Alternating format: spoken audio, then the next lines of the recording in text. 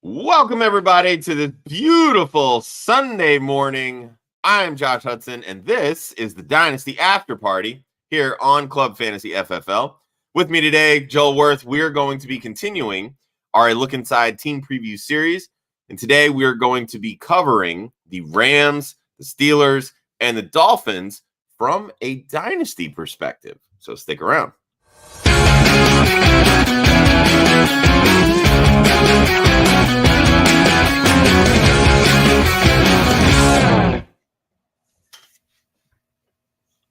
Welcome, everybody. This is the Dynasty After Party here on Club Fantasy FFL. I'm Josh Hudson. With me, as always, Mr. Joel Wirth. How are we doing this morning, Joel?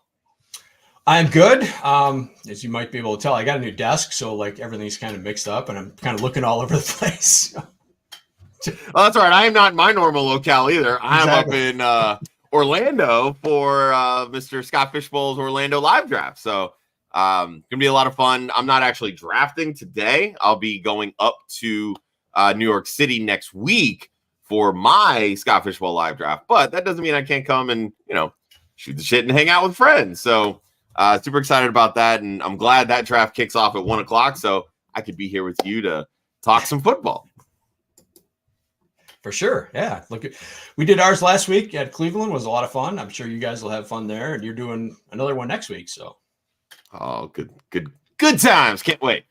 All right, let's get into today's show. We're going to be covering the Rams, the Steelers, and the Dolphins from a dynasty perspective, sort of previewing the best buy candidates, the sell candidates, all that good jazz. But first, let's talk some league headlines, which, Joel, I gotta be honest with you. I did not hear about this league headline, and you bringing it up makes me a little nervous because I was really kind of looking forward to sneaking in on Dak Prescott here with maybe some value on Scott Fishbowl drafts, but homeboy showed up to a fishing trip in a walking boot. What's going on here? So yeah, apparently somebody snapped a picture of him going deep sea fishing or something, and he was in a walking boot. And apparently his explanation was the last time he did that, his ankle swelled up or something. So I don't know.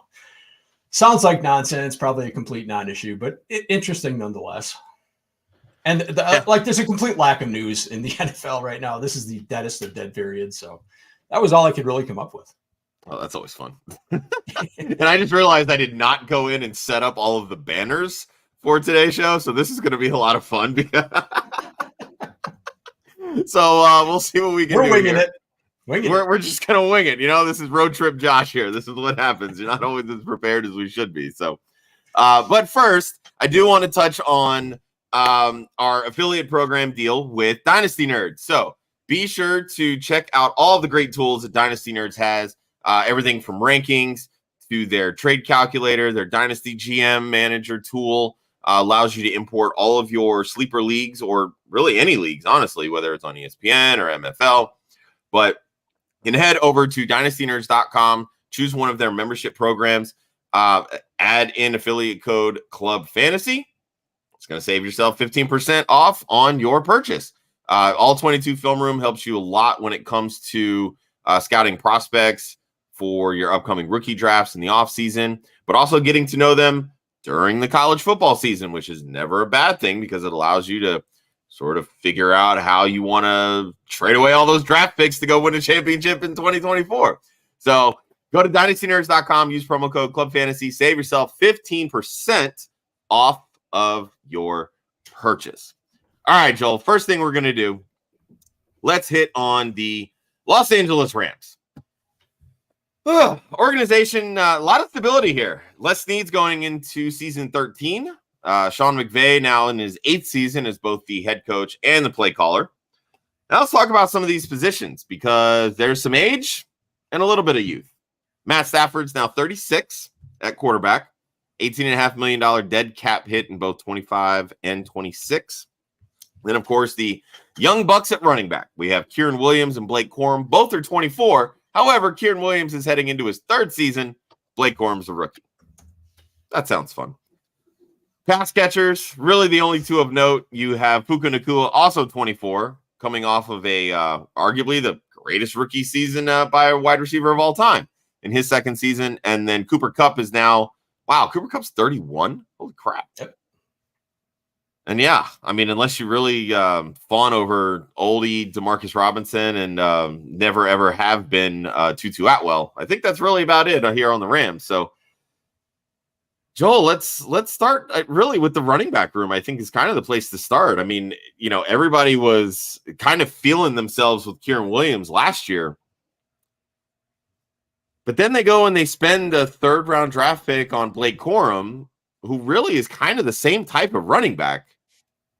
Where do we see Kyren Williams, considering how well he performed for this team last year and for fantasy managers? I mean, he had the second highest yards per game output among all running backs last year, behind only Christian McCaffrey, and I believe was the RB2 in fantasy points per game last year.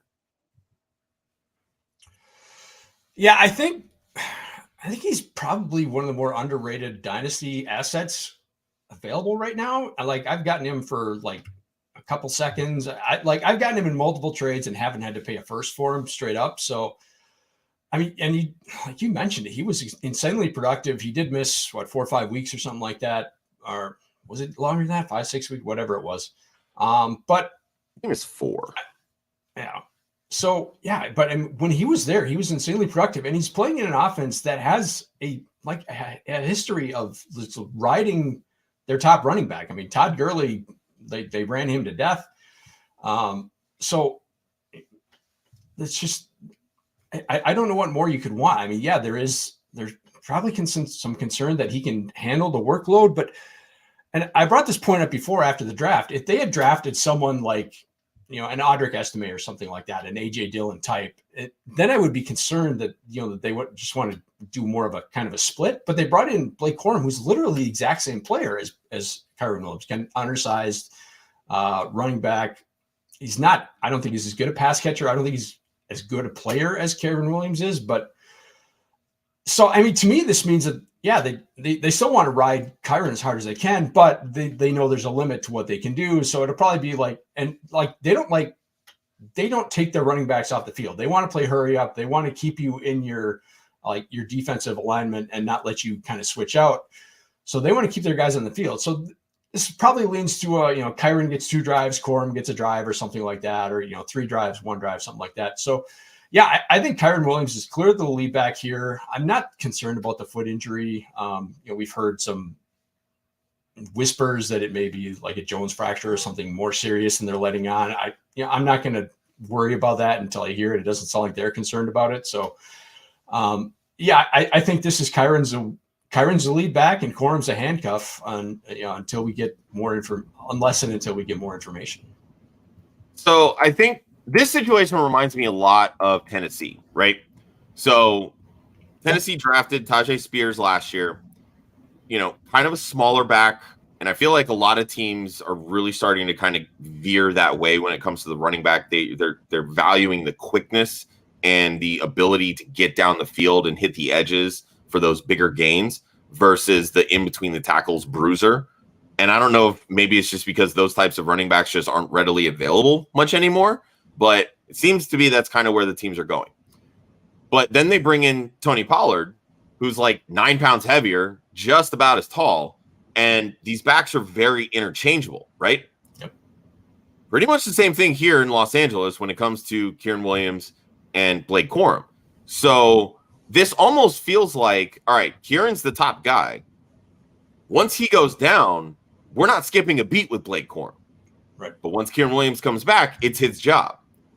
But when you look at this team really over the past, I'd say probably 3 years, their backup running backs have been dog shit. Awful. Not good. So if they like Blake Corum and they think that Blake Corum can be a valuable asset, isn't he just going to gobble up all of those RB2, carries anyway? And that could still equal 120 carries. When you look at this offense, they had over 470 carries last year. Yeah, I mean, that's entirely possible. Like I said, I think it's going to be I think they're just going to split drives, right? It's just like how. So I think Corum's going to be a little game flow dependent in that, he may not get, if you don't get a whole lot of drives, if it's just, 3 drive half or something like that, or 8-drive game. He just may not get a whole lot of touches because I think Kyren's going to get the hurry up snaps. He's going to get the 2-minute, 4-minute snaps, stuff like that. Because he's a much better pass catcher than Corum is. So in those situations, he's just going to be on the field. And plus, he's going to be the starter. So I think you may be limited to maybe 2 or 3 drives a game for Blake Corum.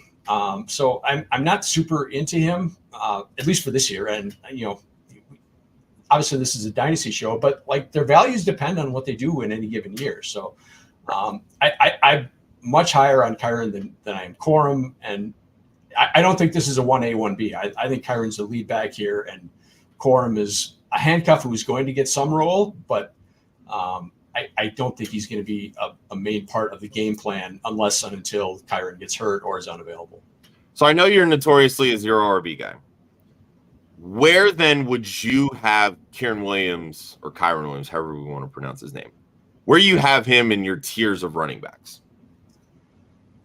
I think he has to be in that second tier. I guess where do you define tiers? Like just Jonathan Taylor in the first tier? If not, he's a second and that's tier. the thing. Like for me, when it comes to dynasty, I'm looking at for me it's CMC, it's Bijan, it's Breece Hall. Like to me, that is the top tier, right? So then you go into that second tier, and I think that's where you're putting guys like, JT. I think you can make the arguments for Saquon. I know some people may not like it. Kind of feels like it's it. I mean, and that's where I say, like, do you think Kyren Williams belongs in that category? Do you think there's other running backs that can make that case for that next tier? I would put Achane in that group, but yeah, I think that's where I think they both belong in that group. Yeah. You think Achane belongs that high? Yes. You think that efficiency is sustainable? Because to me, that's the only way that he belongs in that category. I think there will be some pullback, but I don't think it's going to be massive. Let's stop there because we're going to get to the Dolphins a little bit later. We can bitch and argue about Achane. So, all right, let's go on to the next one here. And I was able to get some of these banners up. So, boom, let's go. Let's talk about Puka Nacua. What is his ceiling in this offense? I mean, we saw a fantastic performance last year. We've seen what Cooper Kupp has been able to do in this offense. Cooper Kupp obviously isn't a spring chicken, but we've also seen this offense function very well with 2 predominantly alphas. I mean, with Cooper Kupp and Robert Woods, but neither of them had the level of targets or target share that Puka Nacua had in 2023. So if we get a moderately healthy Cooper Kupp, do we think that Nacua takes a step back this year? Or is what we saw last year the new norm going forward for Puka Nacua and for dynasty managers that are holding on to him?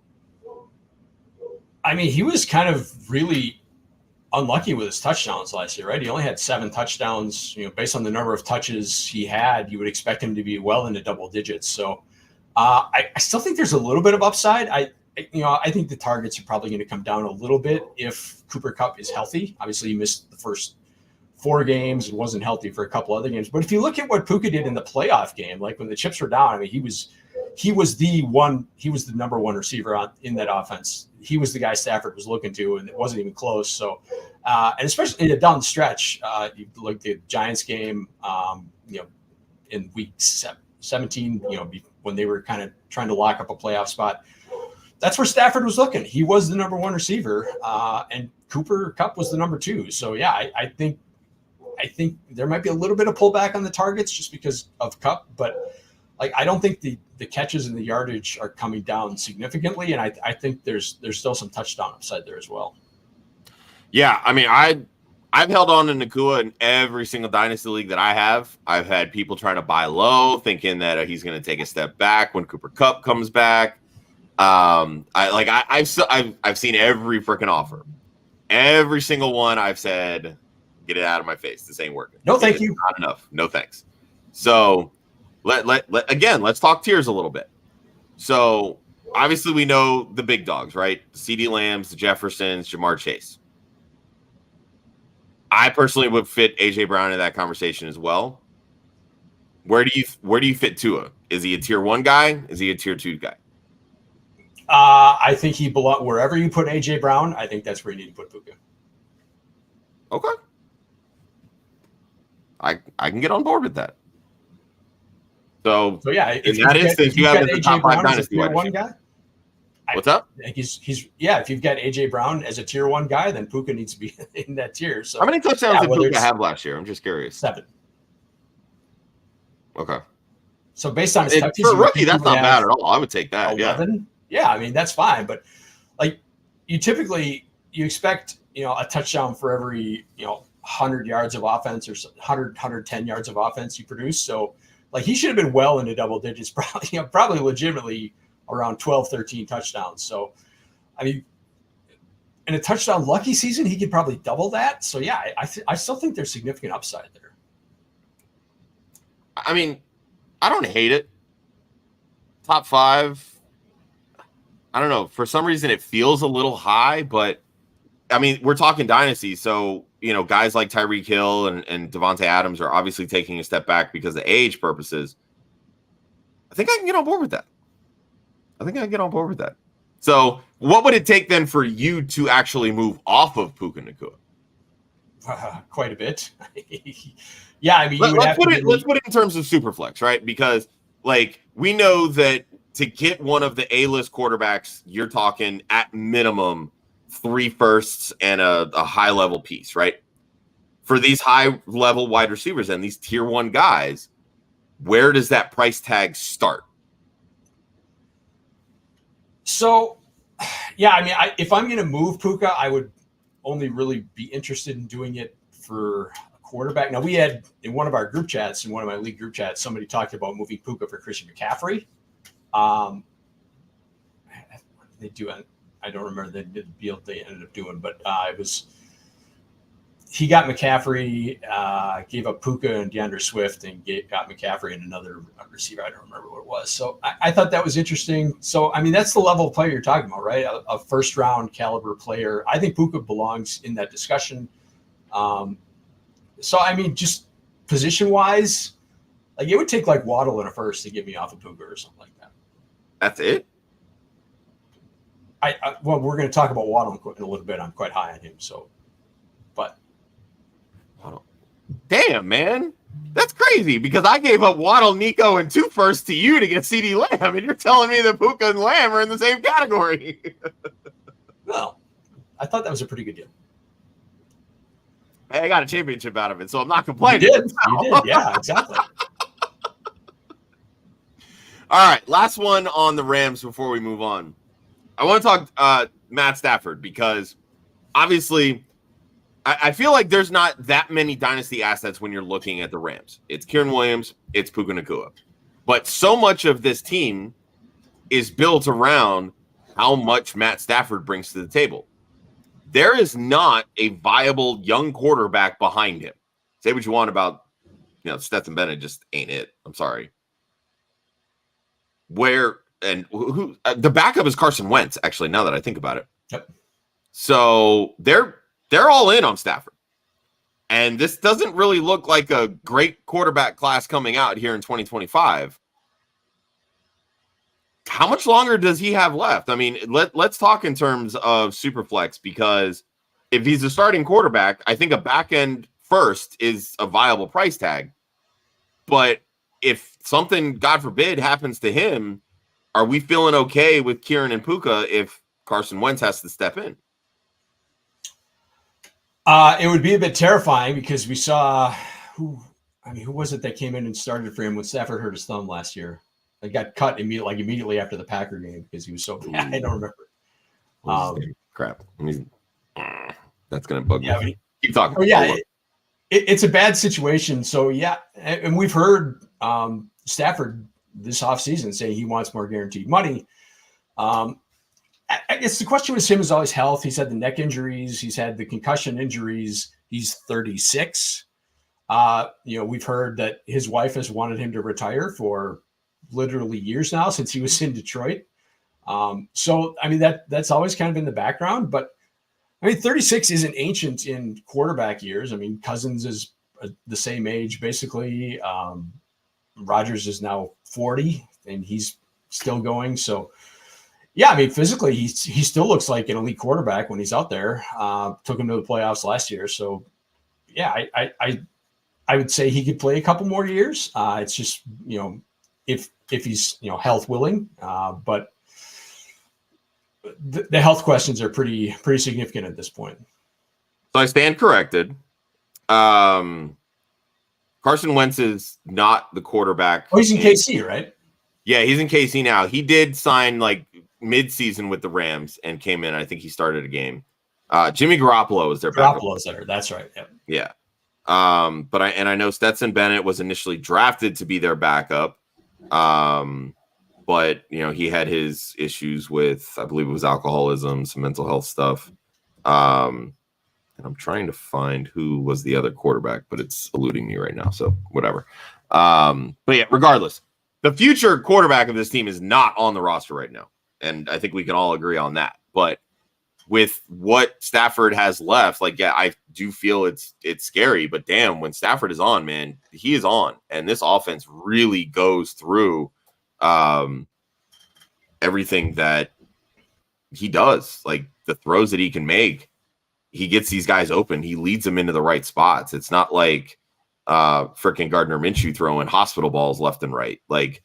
He puts the ball where these guys can get it, and they're able to make the moves to get open and get the yards after the catch, which I think is great. So I want to bring up what Scamper has just put here in the chat. Jordan Rodriguez suspects that Stafford's contract restructure was a signal that he's healthy and ready to play multiple years. He's also slimmed down, most likely to be more evasive in the pocket. I'm going to take Jordan's word for it because her coverage on the Rams is absolutely fantastic. And Scamper's out in Los Angeles, so he's a lot more privy to that information than us. So we're going to roll with that. Thank you, Scampers. Appreciate that. All right, let's dive into Pittsburgh Steelers. Another team with a lot of stability, really. I mean, Omar Khan now is his third season, but he came in under what was the other GM's name? Kevin something. Oh, it's going to piss me off that I can't remember that. Anyway, Mike Tomlin's been there for a century and a half, it feels like, 18 seasons. But this is the first year for new offensive coordinator, the one, the only, the man that we love to hate, Arthur Smith, former head coach of the Atlanta Falcons. Quarterback room, a little dicey, not going to lie. Russell Wilson, 36. He's on a one-year veteran minimum deal, and they traded a 6th-round pick for former Bears quarterback Justin Fields, who's 25 in his 4th season. Running back room, pretty simple. These are literally the two guys. They were the only running backs that handled any snaps last year. You're talking about Najee Harris at 26 and Jaylen Warren, also 26 in their 4th and 3rd seasons, respectively. Wide receiver room, smidge different. They traded Deontay Johnson. Bastards. George Pickens now takes kind of that lead dog role. He's 23 heading into his 3rd season. They spent a 3rd-round pick on Roman Wilson, 23-year-old rookie. And then, of course, they have Pat Freiermuth, 26, heading into his 4th season. All right. Let's talk George Pickens, because my co-host likes to tell me that George Pickens is in for a field day season, and I had to break the bad news that Arthur Smith's never had a top dog wide receiver. He's had one top 15 wide receiver season as a play caller. That was A.J. Brown's rookie season, or 2nd season, excuse me, when he had 11 touchdowns. But that's literally the only time he's ever had a top 20 wide receiver. So I need to be convinced on why George Pickens is suddenly going to break out when we've seen good wide receivers in the system really not do jack squat. I'm not the person to convince you of that. Yes! Thank you, Joel. Thank you. Ryan, I hope you're watching. I'm of the same mindset. I don't know where... Like Pickens is kind of a quasi better in best ball, kind of typical type of player where he's going to have a big games and then he's got games where he just does nothing. And now you put him in an Arthur Smith offense, which is kind of puts those receivers into that kind of pigeonhole situation where they're not going to get targeted heavily. And he's not the Deontay Johnson type that's going to demand targets. I don't know where that, I don't know where the optimism for a breakout is coming from. Thank you. That was my whole thing. I'm like, are you telling me that George Pickens is AJ Brown? No, he's not AJ Brown. I'm like, okay, cool, because AJ Brown's literally the only top 15 wide receiver he's ever had. If Drake London couldn't do it, AJ Brown could barely do it. Even going back to when Arthur Smith was on this team on the Titans, when they had Corey Davis certainly couldn't do it. Like George Pickens, he gets down the field, and I think that's great. And that's what you want in this Arthur Smith system with the play action, all those types of things. But he's never had more than 6 touchdowns in a season. And that goes all the way back to Georgia. AJ Brown had that top 15 season when he had 11 touchdowns. I know Russell Wilson can throw deep, but we're also talking about a 36-year-old Russell Wilson who has, Justin Fields breathing down his neck, regardless of whether you think that's a good or bad thing. That's going to mess with somebody's head because of the aura that comes with Justin Fields, right? What's going to happen the first game that George Pickens only sees 2 targets? What's going to happen on the sideline? Let's be real here. Huh? Arthur Smith doesn't care about your fantasy assets. He doesn't. So tell me why I should care about George Pickens. I'm sorry, people. I'm sorry. No, I agree with you 100%. If you look at the best ball rankings, he's going in the mid 40s. That's insane. I don't get it.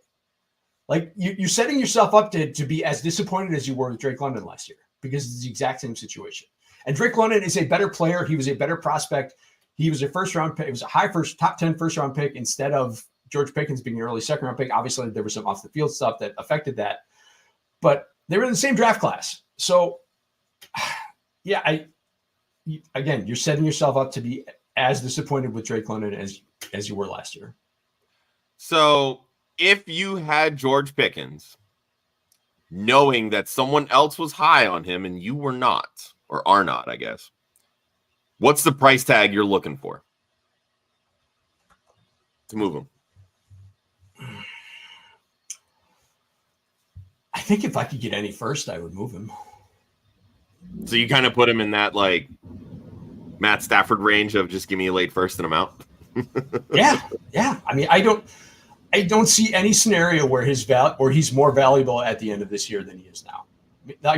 Next year, he's going to have, if what we expect to happen comes to fruition, he's going to be another. He's not old, but he's 24. He's kind of crossing that threshold into older, where he's significantly older than the rookies that are coming out.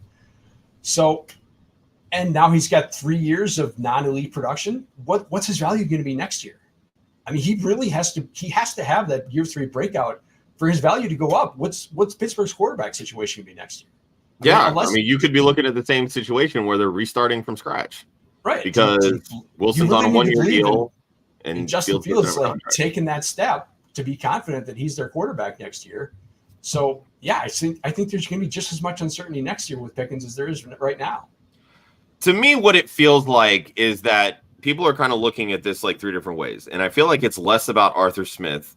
It's more about, all right, well, look at all the targets that Deontay Johnson gobbled up for Pittsburgh, right? All those targets are now going to find George Pickens. No, completely different offense, 2 different players. They're different players. Then they're looking at Russ last year in Denver when, he was able to find Cortland Sutton for all those touchdowns. All those touchdowns were great, didn't help Cortland Sutton any at all. And Cortland Sutton has been a receiver that gets downfield very early in his career, before the injuries anyway. He was a 14, 15 yards per reception kind of wide receiver. He's always had that deep speed. The way that he fit into Sean Payton's offense is kind of what brought him back a little bit more into that high 11s, low 12 range in yards per reception.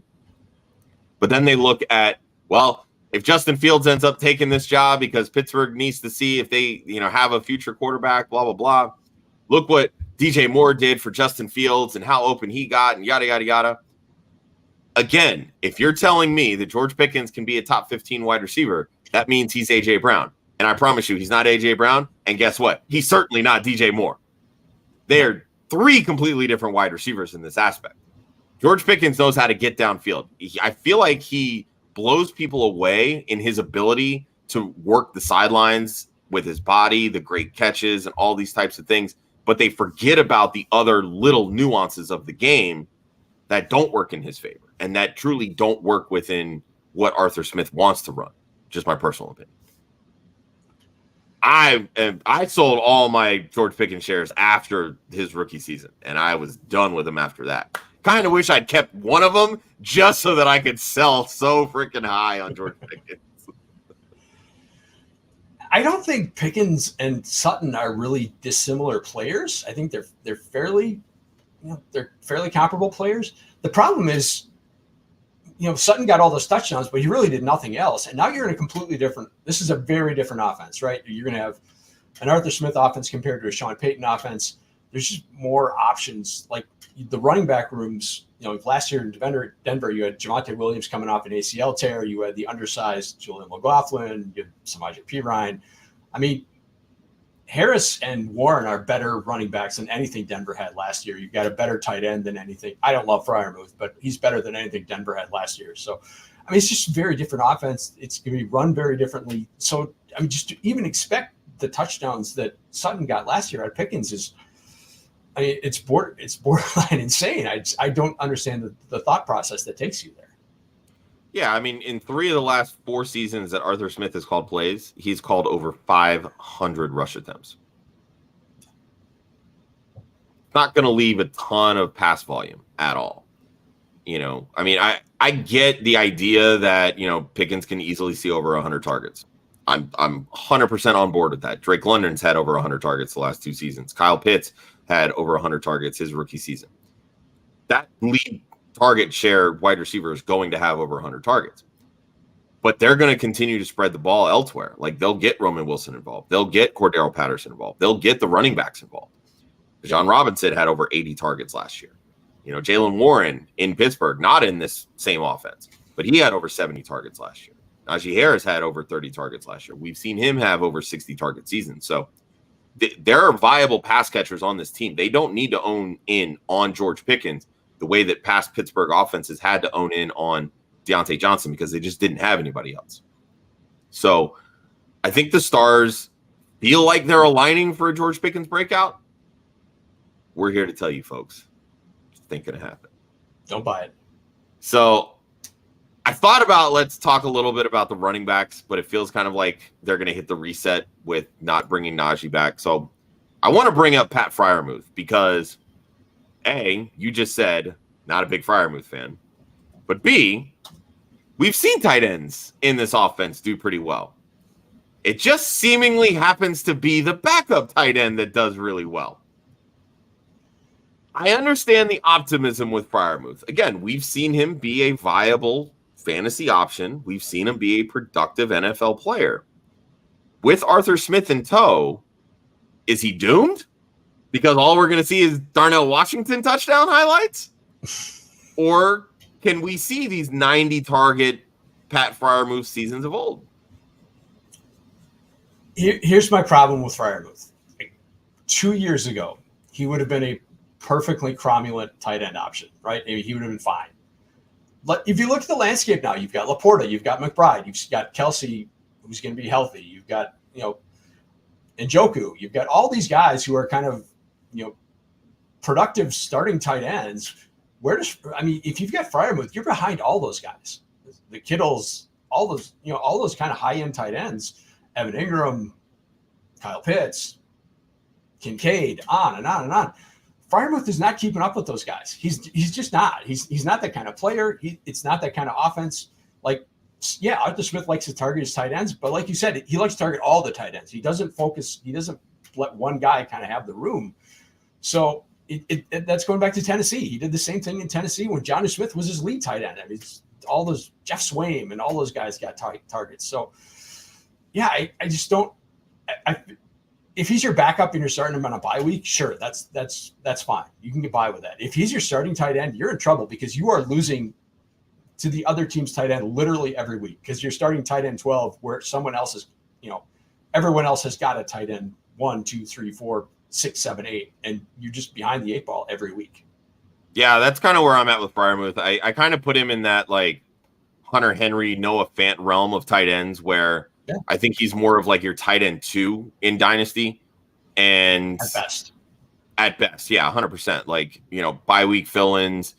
I just kind of want to see it. I want to see how they're going to utilize the backups in this role, because I'm very much of the belief that Darnell Washington is basically a swing tackle at this point. Like, he's a guy that you use on like trick plays in the red zone to get the tackle, the touchdown pass, right? Like, that's kind of where I see his value.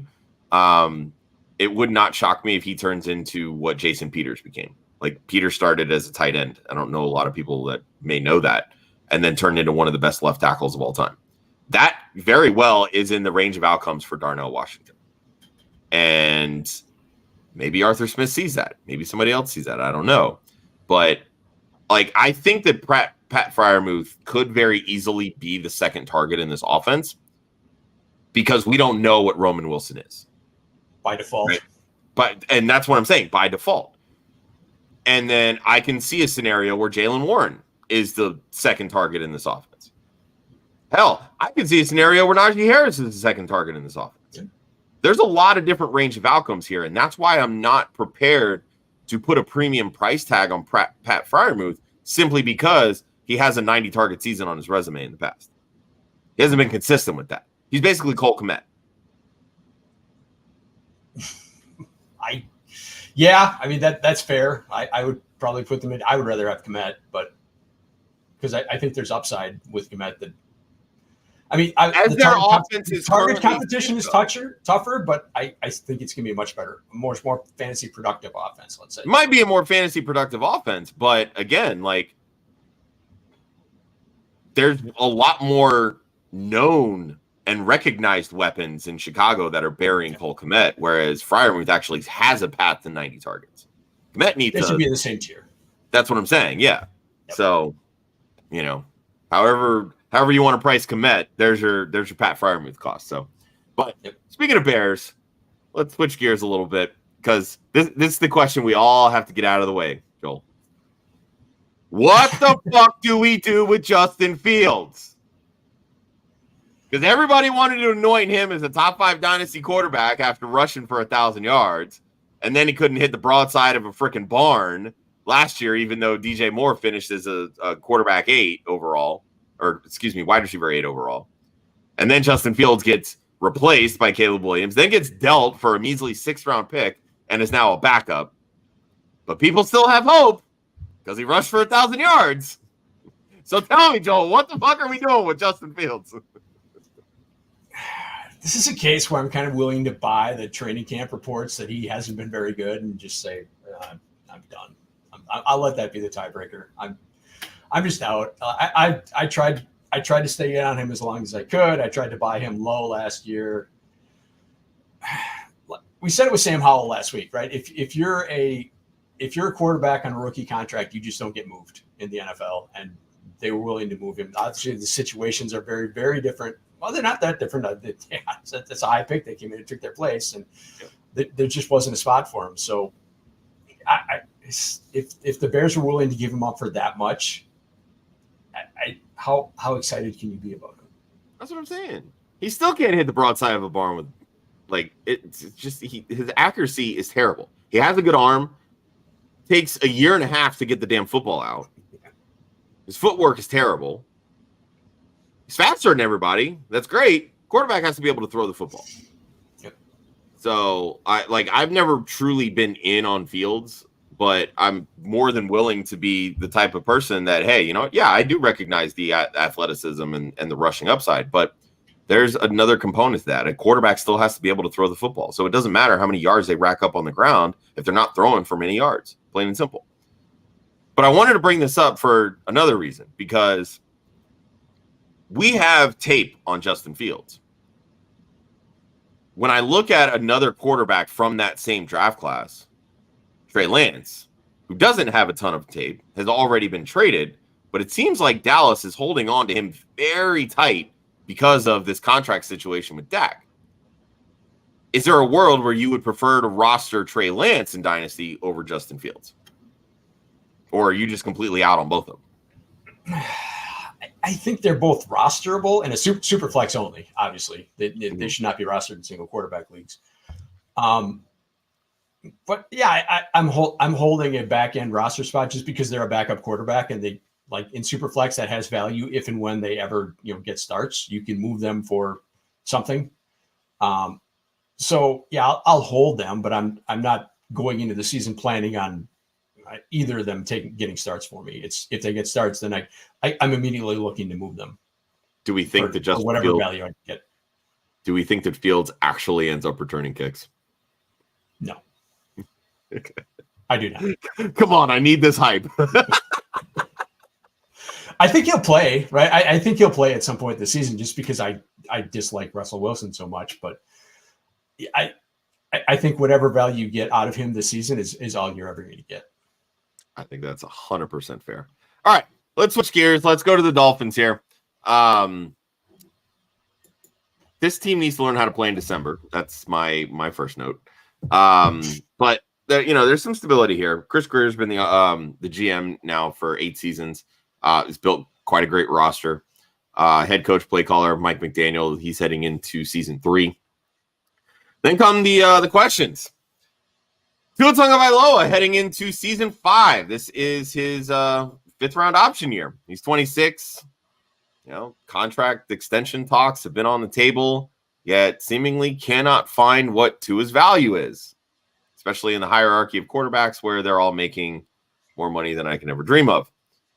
Running backs, Raheem Mostert, 32, did sign a recent 2-year extension, which feels asinine considering he's 32 years old. But then a couple of young bucks behind him. Devon Achane, 23, heading into his 2nd season. And, of course, the rookie Jaylen Wright, 21. Receivers, pass catchers, there's some good ones here. Tyreek Hill, no guaranteed money after this year, and he's 30 years old. Ruh-roh. Jaylen Waddle just signed a new 4-year deal. Actually, it was a 3-year extension, but adding on to the current year that's left. So it turns out to be a 4-year deal. But he's 26. They brought in OBJ, who's 32 this offseason on a 1-year deal. And then Malik Washington, they drafted. He's 24. And then they brought in Jonnu Smith, tight end, 2-year deal this offseason, and he is 29. So let's start with Jaylen Waddle, because I know you like Jaylen Waddle quite a bit. The new contract obviously really helped sort of put his value in perspective, I think, in the hierarchy of wide receivers. And he's shown that when Tyreek Hill can misses games, that they don't skip a beat moving Waddle into that Tyreek Hill role. I feel like the question really has been, when they're targeting Hill 10, 15 times a game, Jaylen Waddle doesn't seem to do much. And he seems like more of a dynasty best ball asset versus anything else. So let's talk Jaylen Waddle's value. Where's he at? Where's he at in your tiers? Is he on that higher end of like the wide receiver 1Bs of the Devonta Smiths, the T. Higgins, and the Tank Dells? I guess you can put him in that conversation now. Yeah, I think that's exactly it. I would probably put him kind of right around Devonta Smith. I kind of like them. I like them both quite a bit as kind of 1B receivers. We've seen Waddle have an elite season without Tyreek Hill. Hill is now 30. I think the contract says a lot in that I think they realized that, Tyreek had the ankle issue kind of late in the season that really affected him. I missed the game, and Waddle that was the Jets game, right? That Waddle just went off when Tyreek was hurt. I believe it was, yeah. Yeah, so I think they'll probably start kind of backing off Tyreek a little bit, and I think that's kind of the opening that Waddle needs to get back to, quasi elite status in Dynasty and just in fantasy in general. So you think it's going to be a little bit more like they're going to tone down Tyreek's target some? I think so. I think they have to, right? I don't know how much they can rely on him at his age. Like, he may not be back with the team next year, right? It's entirely possible that, he has no guaranteed money, like you said, after this year. If you on the banner, you put same headache, like Tyreek's been a headache. He has all kinds of off the field issues. So I think they could kind of seamlessly kind of put Waddle into that role if they wanted to move on next year. If he continues to be a headache, if he can't maintain, as special a player as Tyreek is, he's very dependent on his lower body and being able to run like that and to do the things to accelerate, to cut like he can. So those nagging injuries, hamstrings, ankles, stuff like that, stuff he's dealt with in the past, like they could really kind of drag him down. So as he gets older, I think that becomes more of a worry. So I think the contract signals a real commitment to Jaylen Waddle as the kind of heir apparent to the lead dog in this offense. And I think there's a case to be made that by next year, Waddle is the Tyreek Hill, just 4 years younger. See, I think they have some very similar skill sets. My issue is that I don't know that Jaylen Waddle was built to hold up the way that Tyreek Hill has been able to, just because he's so thick in his lower body, whereas Waddle's like a stick. And that's my biggest worry when it comes to Waddle, is that if they try to use him as much as they're using Waddle, or as much as they're using Tyreek Hill on all those motions and outs and all these different types of things, like that just feels really dangerous, that you're putting a lot of eggs into that Waddle basket and he might only last 8 games. Like I almost feel like they can't run him on all these wind sprints the way that they're running Tyreek Hill. But I mean, you brought up like the things they do, like this is as creative an offense as there is in the league. And McDaniel's so good at getting guys in motion and getting them off defenders, just letting them kind of be uncoverable, and just getting them in motion, getting them free releases. So I think I'm less concerned about that. Obviously injuries have been an issue. He hasn't stayed healthy his entire career, but I think there's some kind of growth level there that he can. I think that contract is a significant commitment. So I think they fully believe that he can handle that role. That's fine. I still would rather have Devonta Smith if we're looking about, the categories, and it's not because I'm an Eagles fan. I just know exactly what Devonta's role is. And he's also shown that, if AJ Brown misses a game, that he can hold up. But I feel like he produces even with AJ Brown the way that Jaylen Waddle doesn't always produce with Tyreek Hill, if that makes sense. I mean, Devonta's had 0 touch games too. So yeah, I agree. Not to shit on Devonta Smith, because I like him. I think they're very similar players, but they came out the same year. They went to the same school. They're very similar players, but so it's 6 of one, half dozen of the other, right? I prefer Waddle. You prefer Devonta. I like them both. I think you do too. So yep, that's fair. All right, well, let's talk about the guy that's going to be throwing those passes to Jaylen Waddle. Tua Tagovailoa hasn't got the extension yet. What the fuck do we do with him in Dynasty? I mean, and I'm putting that as point blank period as possible, because he led the league in passing yards last year, which is pretty damn impressive. And yet people talk about him like he's a redheaded stepchild. Where is he in your Dynasty rankings? Back in QB1, I mean, he doesn't have the QB1 overall upside. He's not going to get in that top tier because he's never going to run, right? He's like Burrow. He's never going to give you anything on the ground. Everything is going to have to come through the air. But I think he's getting an extension to Miami. It's just the question is the number. He's not going to get, Trevor Lawrence money, or probably Jordan Love money, or probably Dak Prescott money. And I think the concussions have a lot to do with that. But he's in a great system. I mean, like we just said, this is the most creative offense. It's a great system for him. So, yeah, I think it kind of covers up whatever shortcomings he has, and the receivers around him kind of help with that. So, yeah, I don't think he's going anywhere. What's their plan? Again, we talked about Pittsburgh and the other 2 teams we talked about, the Rams, Pittsburgh. What are they doing, when next year, 2 years from now? Miami would put themselves in the same situation if they don't re-sign Tua. Where are you going? Next year's not a great quarterback class. You're really going to wait 2 years to get, to load this offense. This is a win now team. So yeah, he's not going anywhere. So yeah. I have 0 concerns about trading for him in Dynasty. Yeah, to me, it kind of feels like, all right, he's playing on the option this year. They're working on the extension. If they don't get it done and Tua has, another solid season like he did this past year, they'll just slap the franchise tag on him. Yeah. Right? And I think really what this team wants to do is they're trying to lowball him because of those concussions, right? Because of that injury history. And they're trying to, instead of paying the $55 million for quarterbacks, they're trying to get closer towards, let's say, like 48 to 50, right? Like they want to pay him on that lower end of these tiers. But his agent is like, no, my client just led the league in passing yards. We want that $55 million, right? This is a top level passer in this league.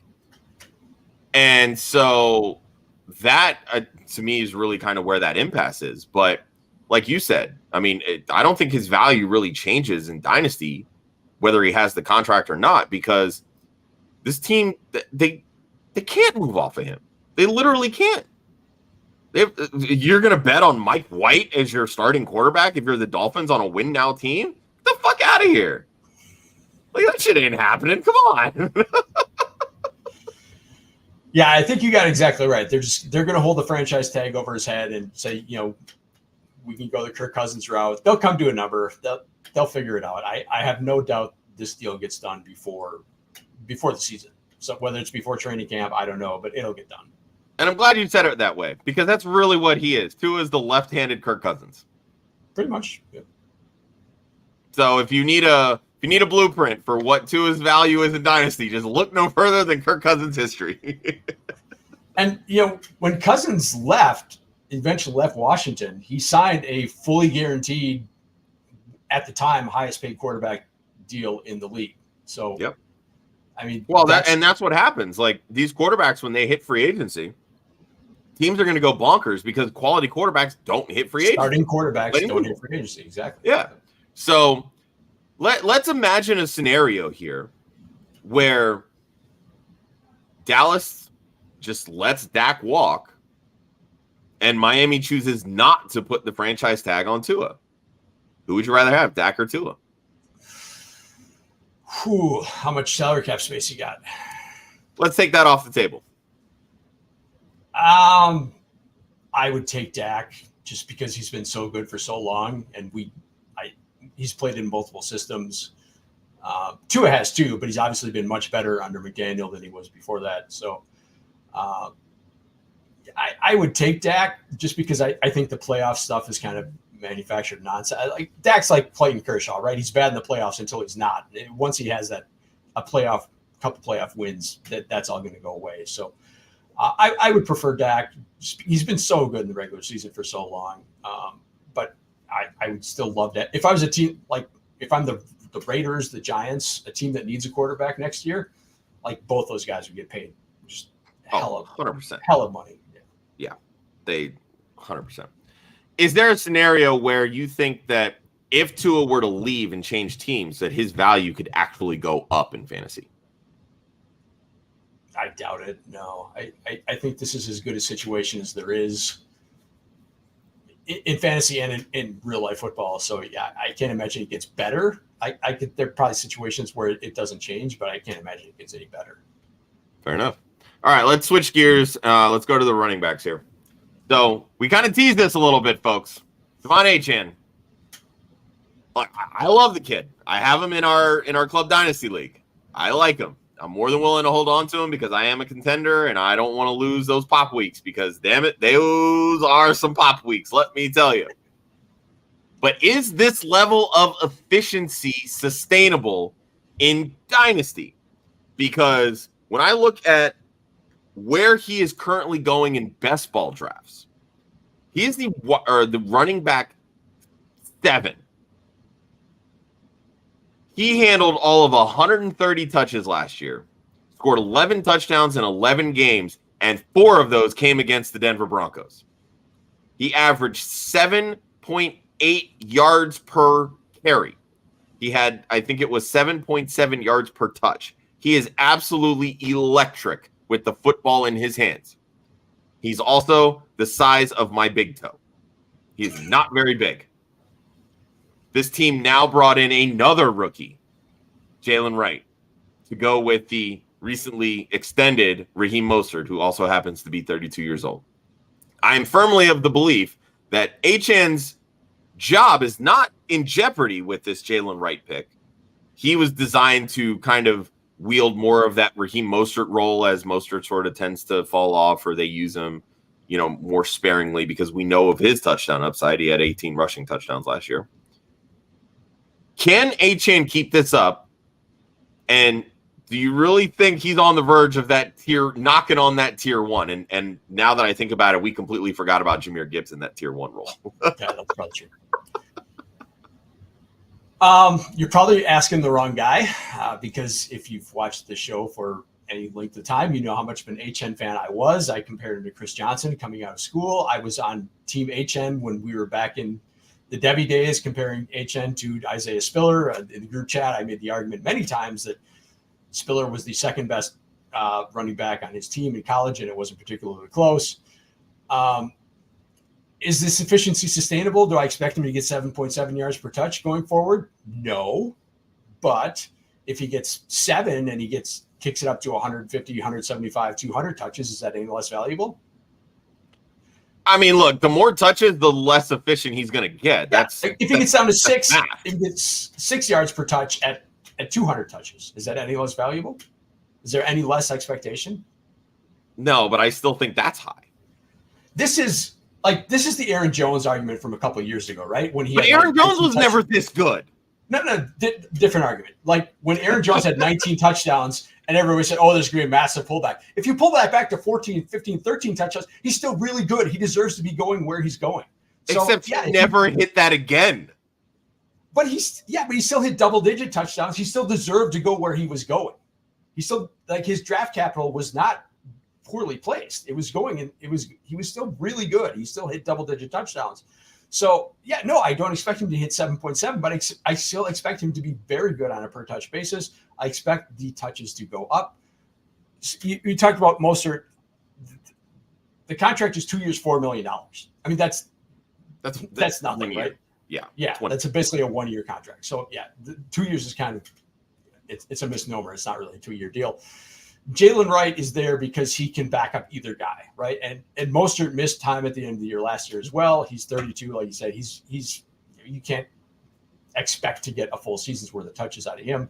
So he's just there to kind of back, and they want to use multiple backs. This isn't an offense that wants to use, this is going back to the early Shanahan years in Atlanta and San Francisco. They don't necessarily want to ride one back heavily, but I think HN's efficiency at an elite level is sustainable. Does it have to be 7.7? No, but his per touch efficiency being elite is sustainable. Yes.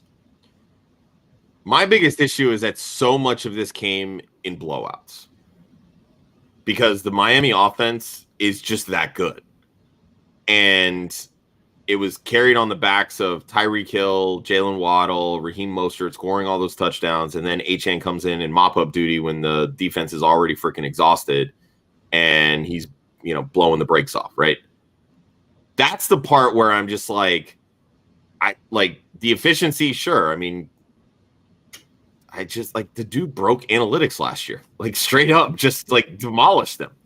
And it's going to fall back to earth, and touchdowns are so fluky that it's hard for me to get on board saying that, all right, all of this is sustainable, but we've literally only seen it 1 year. That's just a plot point on a graph, right? You see it a second year, all right, maybe I should start to believe this. And then the third year, it becomes a trend, right?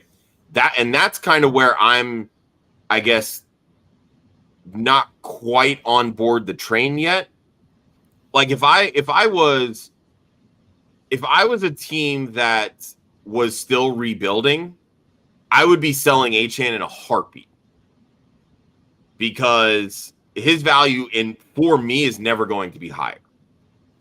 On a contender, I'm happy to wait it out because if he hits, then fuck yeah, I'm winning another championship, right? But there's obviously that risk of, well, if he flops, then fuck, I'm screwed and I didn't get my value. But it's just I feel like there's just so much more range of outcomes when you're banking on this level of efficiency versus, low to mid 4 yards per carry, a low 5 per touch, whatever, but volume. because we've not seen volume with Achane, and I don't think we're ever going to see volume with Achane. He's just not built for it. So two things. What you brought up earlier about this stuff and everything happening in the blowouts and the touchdowns, that's an anti-Raheem Mostert argument, not an Achane argument. Because Mostert got a lot of everything, like all his production was, he had 22 touchdowns, right? Mm-hmm. So all that production was very touchdown based. A lot of it came in the second half. A lot of it came in blowouts. I don't think that's sustainable. And we've never seen that from Mostert before either. Oh, we'll never see it again from Mostert. I'm very much like Mostert's done. Like I'll buy him for cheap as a contender because, hey, if he gives me 9 touchdowns, I'll take it. Right. But again, that's an anti-Raheem Mostert argument. You don't get to, you said he broke fantasy, or he broke analytics. You don't get to that point unless you're really effing good. It doesn't happen. It's not possible. Raheem Mostert's never gotten there, and he's a good player. He's not a great player. You don't get to those efficiency levels on that amount of touches. Like, this isn't on 10 touches or 15 touches or 30 touches. This is on 120 touches. You don't get to be that good and that efficient on that many touches without being really effing good. So I have, again, if he falls back to high 5s, low 6s and increases the touch, even if he doesn't increase the touches, it's still really valuable. All right. Guess we'll agree to disagree on that one. But let's go. Let's talk the biggest sells from the Rams, Steelers, and Dolphins. On the Rams, there really isn't anyone. You talked about, it's a really narrow target tree. There's a few elite like there's 3 really elite players on that team, and I don't dislike any of them. So, and like Cooper Kupp, you're just not getting that much for it because of the age. So yeah. I don't really have any sells on that team. Pittsburgh, I mean, if you can sell Freiermuth for anything, if there's a Michael Sicoli who likes him yet, move him and get what you can. Like Jaylen Warren a little bit, because I don't think people understand or realize that he's going to be 26 this year. He's 6 months younger than Najee Harris. I think everybody thinks that like Najee's going to go away and this is going to be Jaylen Warren's backfield next year. This is the same age. Like yeah. It's 6 months difference. So he's not young. So I was going to say, even if they don't bring back Najee, like they did decline his 5th-year option, even if they don't bring him back, you're still looking at Warren in a timeshare with someone. Yeah, I don't think he's ever a full-time back. So yeah, if you can move him to a contender on, someone like me who is a kind of 0 RB guy and would be looking for that kind of back, has a contending level roster and maybe needs to supplement their backfield, I would probably move him now because again, like next year he's going to be 27. It's going to be his age 27 season. He's going to be on the backside of that age cliff. So yeah, I don't think you're ever going to get higher value for him. I don't know that there's anybody on Miami I'd be looking to sell. Like there's been a little bit of hype of Jonnu Smith just moving to the offense. Whatever, cool. I mean, he's probably going to fall into some touchdowns just because that offense is so good and they're going to score a lot of touchdowns. So yeah, if anybody's really jazzed about him, I don't. There's no one on that offense is so good. There's no one I dislike, and like you're not getting like you mentioned about Achane that he isn't looked at as a tier 1 back or even a tier 2 back probably on the market. So I'm not selling him for what, like I'm higher on him than most. I'm probably as high on him as anyone is, but I'm not selling him for what you can get out there on the market. I think people are too hesitant on the touches and the injury prospect that they're not willing to commit to him as a full-time back. So I'm not selling for what you can get for him on the market. Fair enough. All right, I want to bring up this user question here from Unique Football Shirts.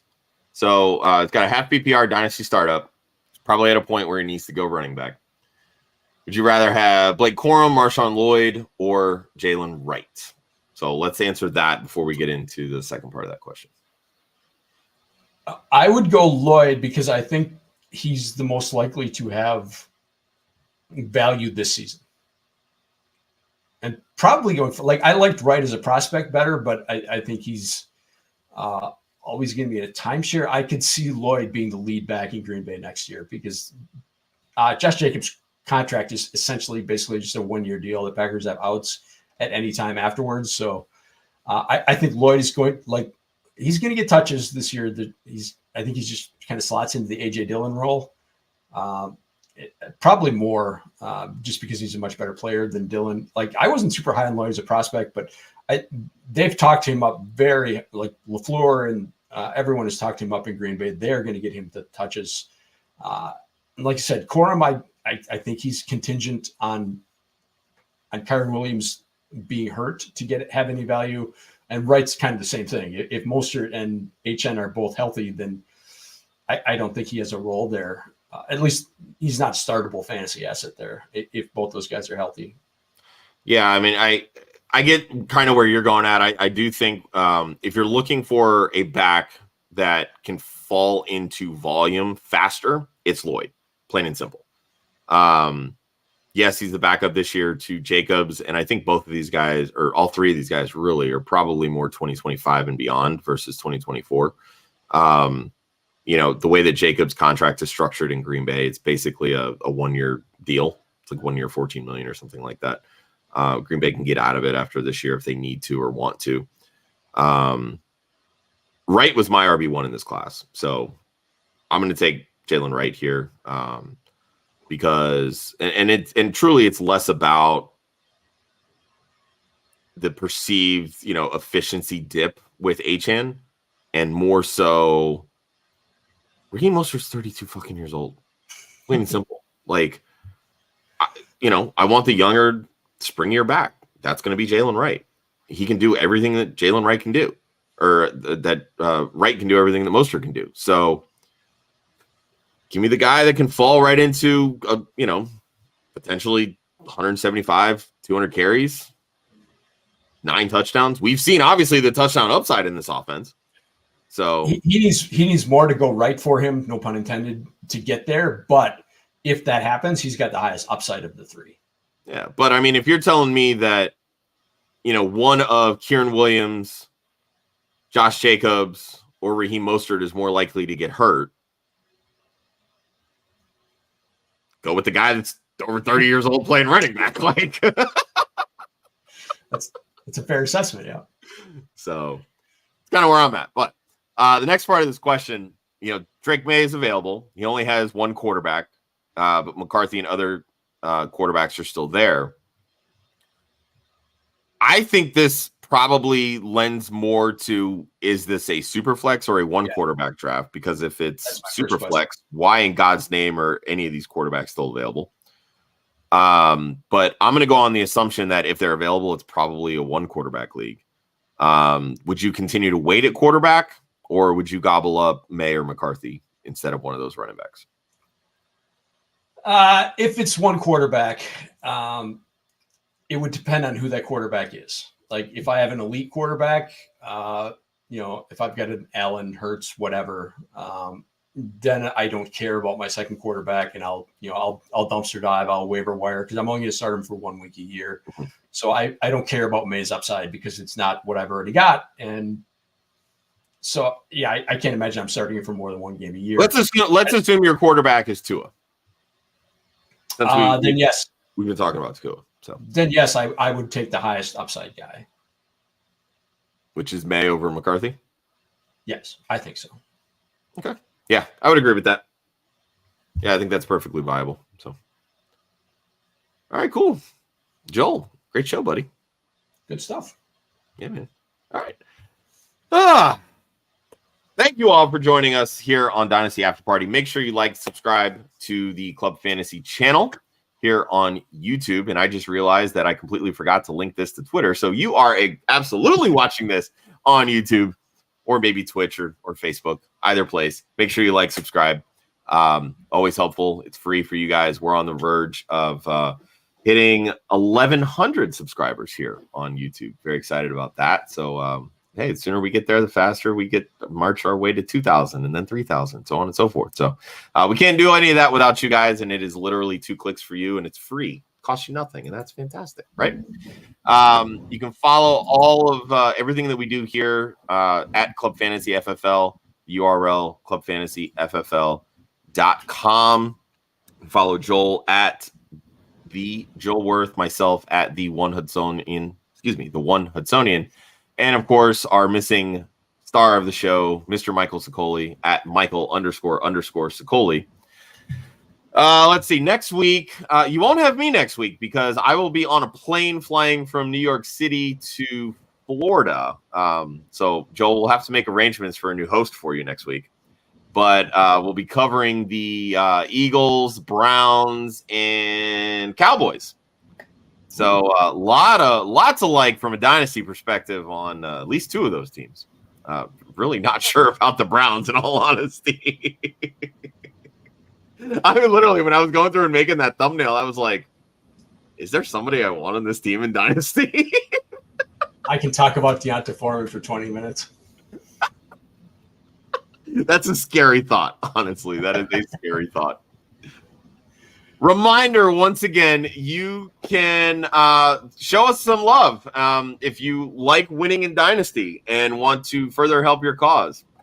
Go to dynastynerds.com and take advantage of all of their amazing tools. And at checkout, use promo code Club Fantasy and save yourself 15%. Trade calculator, film room, rankings, articles, you name it. Dynasty Nerds has it, and they can help you win quite a bit. Not going to lie, because Dynasty Nerds, Garrett, Rich, Jared, all those guys, they're absolutely fantastic people. Love all of them. Once again, dynastynerds.com. Use promo code Club Fantasy. Save yourself 15%. And with that, we'll see you next week. Take it easy, everybody.